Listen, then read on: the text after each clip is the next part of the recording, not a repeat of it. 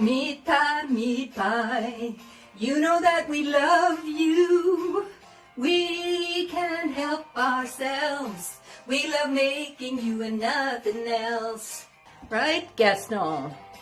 Well, this is the Cook Shack Cuisinista and Gaston, and we're here today to give you a spin on making a savory crust for your meat pies.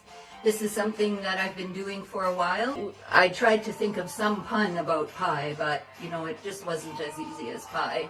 So now we're gonna turn over and we can only hope that this video will be a success. So join us now as we make a savory meat pie. In my food processor, I am going to pour in 3 cups of flour. And to that, I'm going to add some salt, half a teaspoon. Sorry, I just do it with my hands. And you may know this method of just making pastry in the food processor, but I'm making it slightly different in that I have about a half a cup here of mixed fat that I have reserved off of my roasts and such. So I have some bacon and I think some chicken fat. And I'm going to add this in as well so that it's more of a savory crust. Too large, but this will still work out. This is an excellent way to make pastry if you have arthritic hands, but you still love to prep food. So let's let her go. Every so often you may have to redistribute. This would have probably been much better had I cut up my lard in 1-inch pieces, silly moi. I'm going to take some of this out because I think I got lard happy here and threw everything in too quickly. So let's see now.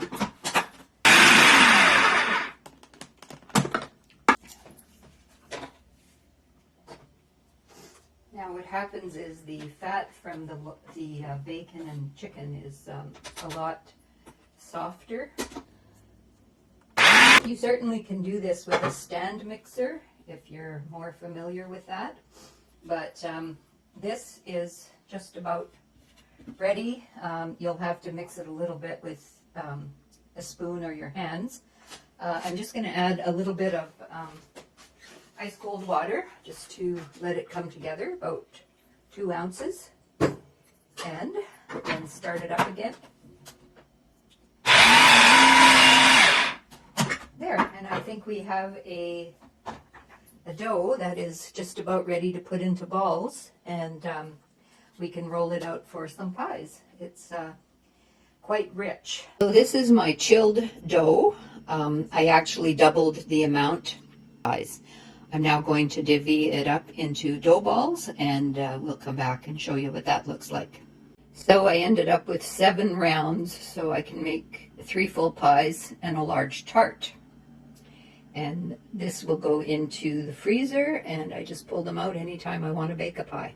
The old man calls me up to him, this he says to me: if you want the light of wisdom to glisten in your eyes, you'll have to cheer for Tooheys beer and eat meat pies. All among the gravy, all among the crust.